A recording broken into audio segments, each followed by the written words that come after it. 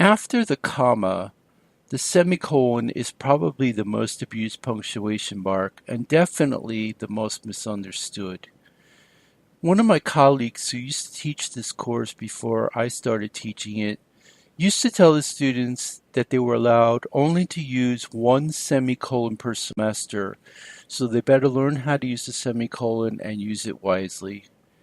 It's surprising that people have so much trouble with the semicolon because it's really a simple punctuation mark. It only has one major function and one minor function. So there's really only two rules to learn, and that's what we'll cover in this lecture.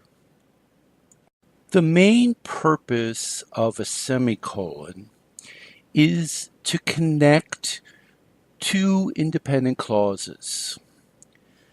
If the two independent clauses express ideas that are closely related, then using a semicolon after the first clause and before the second clause is a perfectly acceptable way to use the semicolon. The key here is that the ideas have to be closely related. So here for a few examples. Stephen King's novel, The Shining, is frightening. It is still one of his best. As you can see, both of these sentences are independent clauses. They have a subject and a verb, and they also are talking about the same thing, the same idea. The first identifies that The Shining is a frightening novel, and it also adds the extra information that it's his best or one of his best. So these two ideas are closely connected, and it's perfectly fine to join them into a compound sentence by just adding a semicolon. Second example, James Cameron is an amazing director, semicolon. His film Avatar is even more spectacular than Titanic.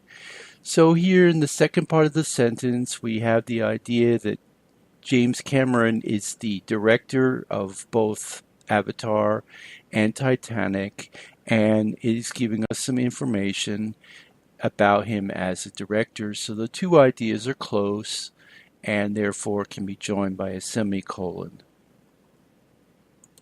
Typically, we also use a semicolon to connect two independent clauses together with a conjunctive adverb. As we discussed when we were talking about clauses, the only way to combine two independent clauses with a comma is in combination with one of the fanboys. Any other attempt to use a connecting word, also known as conjunctive adverb, and a comma causes a run-on comma splice. Words such as however, therefore, thus, and so on cannot be used with a comma to connect two independent clauses. However, they can be used with a semicolon. So here we have an example. Good films often spawn sequels, semicolon. However, the sequels are rarely as good. Here we have two independent clauses, but we have a contrast situation.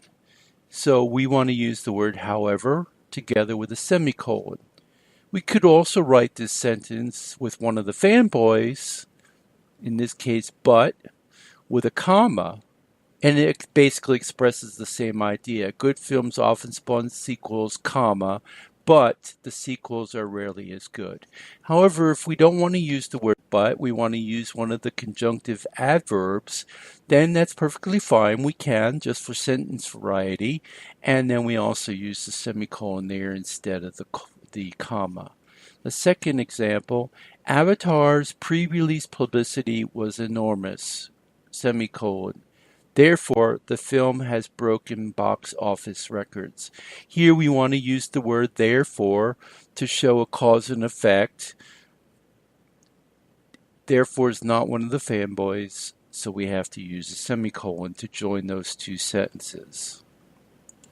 Probably one of the most common mistakes that writers make when using conjunctive adverbs is to use the comma instead of the semicolon.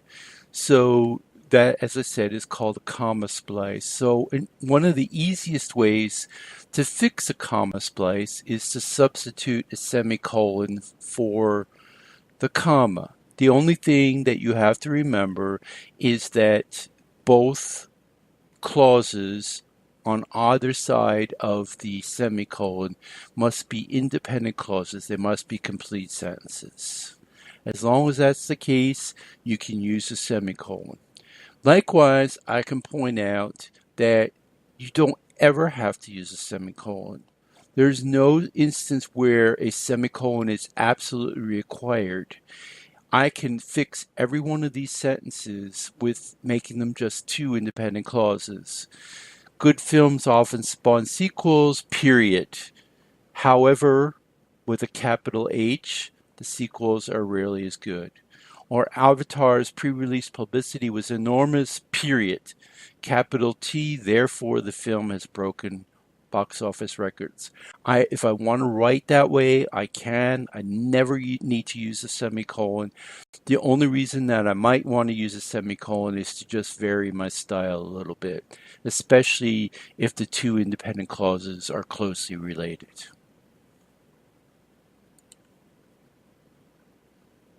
The second minor rule for using a semicolon is to use it to separate clauses, phrases, and items in a series that might be confusing if commas alone were used.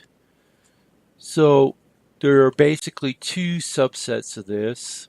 One is to use a semicolon to separate clauses if the independent clauses already have two or more commas within them. So normally, when two independent clauses are joined together with a coordinating conjunction, one of the fanboys, just a comma is required. If, however, the independent clauses have already two or more commas within them, then using the semicolon in place of the comma in front of the coordinating conjunction helps produce clarity. So here in my example, Carnegie, as well as Rockefeller, made a fortune from the American capitalistic system. That is one independent clause, and it has two commas in it. So the author of this sentence inserted a semicolon before the conjunction and to clearly indicate where the end of the first independent clause is and where the beginning of the second independent clause is. Carnegie became one of America's most famous philanthropists. Now, personally, I think a comma after system is perfectly fine and not confusing. So the use of a semicolon in this situation, I have to say, is very rare. Most of the time it's not required, so you should use it sparingly. I would not use a semicolon in any of the examples in your textbook because I don't think that a comma before the coordinating conjunction causes any confusion. But ultimately, it's a judgment call, and it's not grammatically incorrect if you do so. The second and more likely use of the semicolon for rule number 2 is to separate items in a list that itself contains commas. So here you see an example. Matt Damon's filmography includes School Ties, which is set in a prep school, semicolon. Saving Private Ryan, a Steven Spielberg movie in which Damon plays the title character, semicolon, and Good Will Hunting, a drama that earned him an Oscar. In this sentence, we have 3 items in a series, but each of those items also has a dependent clause that's offset by a comma. So I think that in this particular instance, the semicolon is used in the list to clearly identify each item and separate each item so that there's no confusion between the semicolon and the colon. This is the more common usage of rule number 2. So as you can see, that's the better use of a semicolon when you have a list. All right, we've covered the two ways that semicolons are used in English. Now let's just look at a couple of cases that are incorrect, because these are common mistakes that we often see when people try to use semicolons and they're using them incorrectly. The first, do not use a semicolon between a dependent and an independent clause. For example, although the director Alfred Hitchcock once said that actors should be treated like cattle, semicolon, he won fine performances from many of them.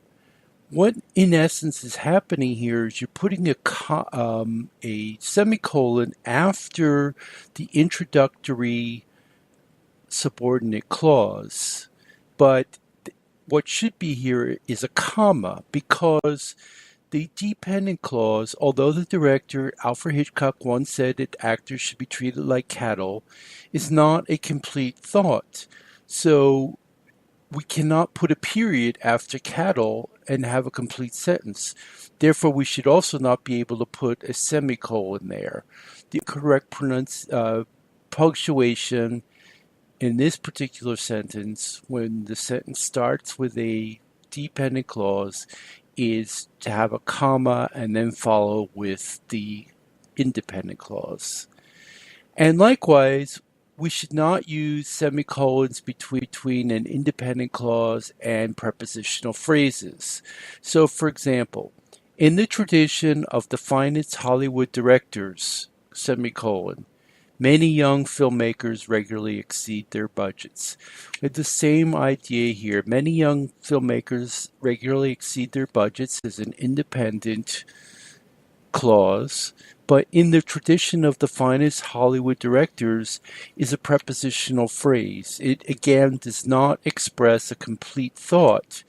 Anything that is on the left side of the semicolon and on the right side of the semicolon must both be independent clauses to be able to use a comma, the semicolon, to join them. So a semicolon here is incorrect in this particular case, since the prepositional phrase is introductory material.